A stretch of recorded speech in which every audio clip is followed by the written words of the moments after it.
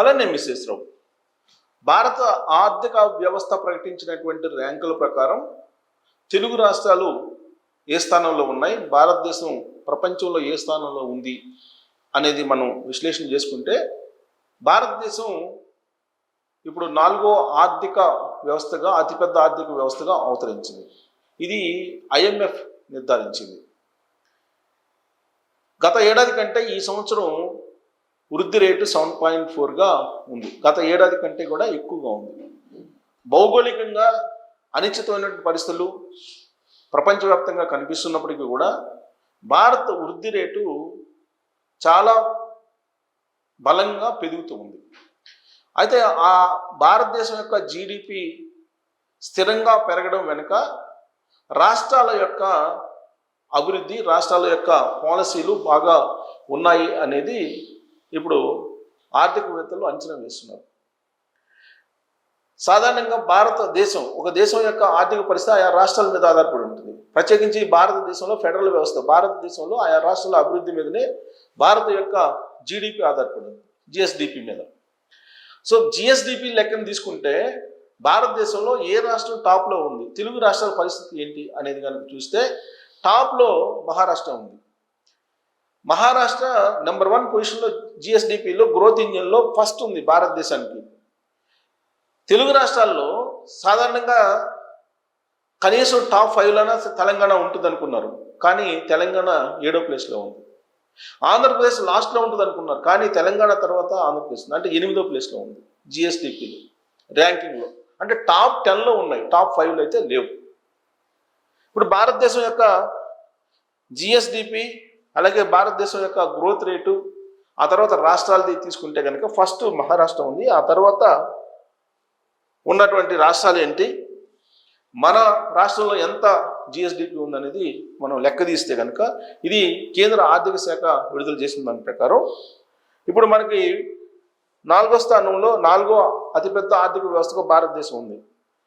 7.4 ఉంది వృద్ధి రేటు. వృద్ధి రేటు కన్నా కూడా GSDP అనేది ఇంపార్టెంట్ మనకి. వృద్ధి రేటు ఎవరైనా చూపిస్తారు, ఆ వృద్ధి రేటు దానికి అనుగుణంగా GSDP కూడా ఉంటుంది. గత ఏడాదితో పోల్చుకుంటే గత ఏడాది ఎంత ఉందంటే గ్రోత్ రేటు గత ఏడాది 6.5 ఉంది. ఈ సంవత్సరం అది 7.4% గ్రోత్ రేట్ ఉంది వృద్ధి రేటు. ఇక అంతర్జాతీయ ద్రవ్య నిధి సంస్థ అంటే IMF ఇదేం చేసిందంటే 2026 వృద్ధి అంచనాలను IMF ఏం చేసిందంటే భారత వృద్ధి రేటుని 0.7%, 7 పాయింట్లు పెంచి 7.3 ఉంటుంది వృద్ధి రేటు అని చెప్తుంది, పాయింట్లు పెంచి. సో అంటే దీని జపాన్ కంటే కూడా మించి ఉంటుందని, అంటే జపాన్ని దాటి వెళ్ళిపోయింది. 4వ ఆర్థిక వ్యవస్థగా జపాన్ని దాటి వెళ్ళిపోయింది. ఇక స్థూల రాష్ట్ర దేశీయ ఉత్పత్తి GSDPని తీసుకుంటే కనుక కొన్ని రాష్ట్రాలు దేశ ఆర్థిక దానికి గ్రోత్ ఇంజిన్లుగా ఉన్నాయి. 2025 ఆర్థిక సంవత్సరంలో మహారాష్ట్రలో అతిపెద్ద ఆర్థిక వ్యవస్థ మన భారతదేశానికి నిలిచింది. ఇది స్టాటిక్స్ ప్రకారం ప్రస్తుత RBI హ్యాండ్బుక్ ఆఫ్ స్టాటిక్స్ ప్రకారం ప్రస్తుత ధరల వద్ద దీని GSDP మహారాష్ట్ర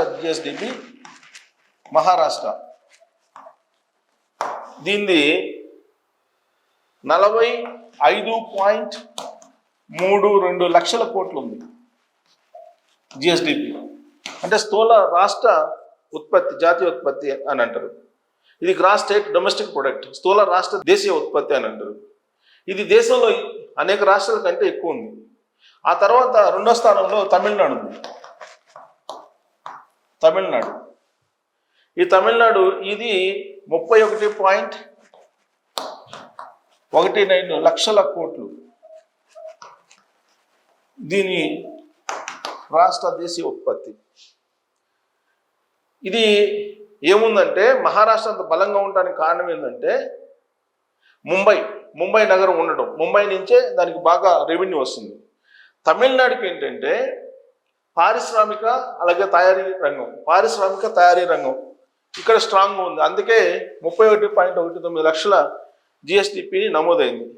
ఇక మూడో స్థానంలో యూపీ ఉత్తరప్రదేశ్ వచ్చేసి 29.78 లక్షల కోట్లు ఉంది. ఇది ఉత్తరప్రదేశ్ది. యాక్చువల్గా పెద్ద స్టేటు, కానీ అది ఇంకా పెరగాల్సింది. మూడో ప్లేస్లో ఉంది యూపీ. ఇక మౌలిక వసతులు పెరగడం అలాగే పెట్టుబడులు సేవల రంగం విస్తరిస్తుంది ఉత్తరప్రదేశ్లో, అందుకని ఆ మాత్రం ఉంది. ఇక కర్ణాటక, నాలుగోది కర్ణాటక వచ్చేసి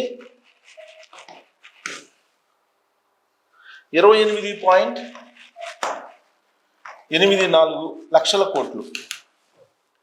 దీనికి కేవలం సేవల రంగం బాగా విస్తరించిన కారణంగా అది సాధ్యమైంది. ఇక ఐదో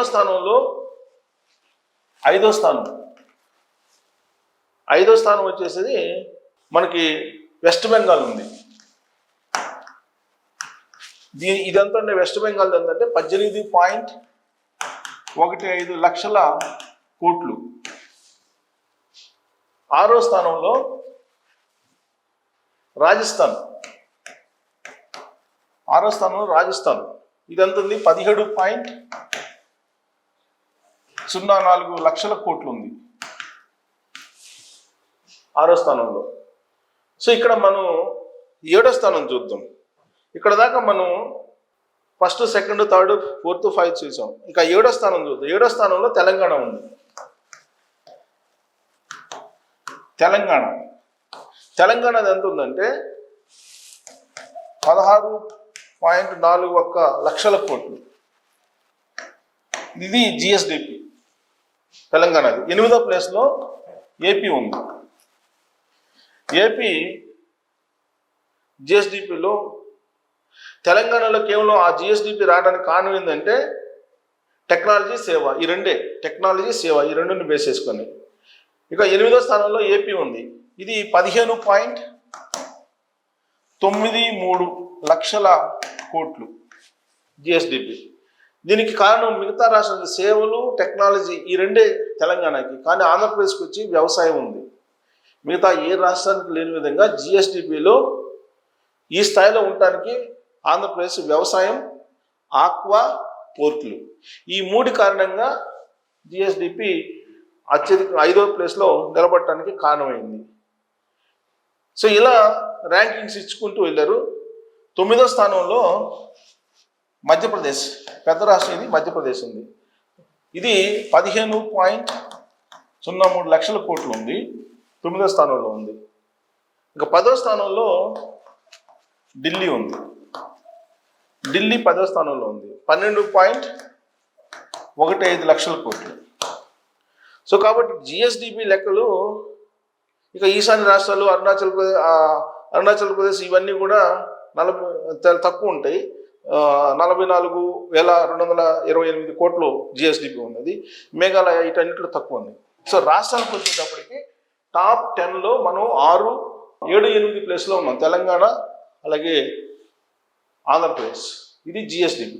అయితే ఇక్కడ పరిగణించాల్సిన అంశం ఏంటంటే ఆంధ్రప్రదేశ్ మిగతా రాష్ట్రాల కంటే కూడా ఆంధ్రప్రదేశ్కి జిఎస్డిపిలో వ్యవసాయం, ఆక్వా అంటే వ్యవసాయ అనుబంధం, అది కూడా ఆక్వా, పోర్ట్లు ఈ మూడు కారణంగానే జిఎస్డిపి నిలబడుతుంది. కాబట్టి చంద్రబాబు నాయుడు గారు ఈ రిపోర్ట్ని చూస్తే వ్యవసాయ రంగానికి ప్రాధాన్యత ఇస్తే జిఎస్డిపి పెరిగే అవకాశం ఉంది. రాబోయేటువంటి రోజుల్లో దేశంలో జిఎస్డిపిని టాప్ 5లోకి తీసుకెళ్లాలంటే ఆంధ్రప్రదేశ్ని వ్యవసాయ రంగానికి ఆయన ప్రాధాన్యత ఇవ్వాలి. అందుకే బిల్ గేట్స్ని వ్యవసాయ రంగంలో ఏఐ టెక్నాలజీ చూపించడం ద్వారా వ్యవసాయాన్ని మరింత లాభసాటిగా చేయాలని చంద్రబాబు నాయుడు గారు ప్రయత్నం చేస్తున్నారు.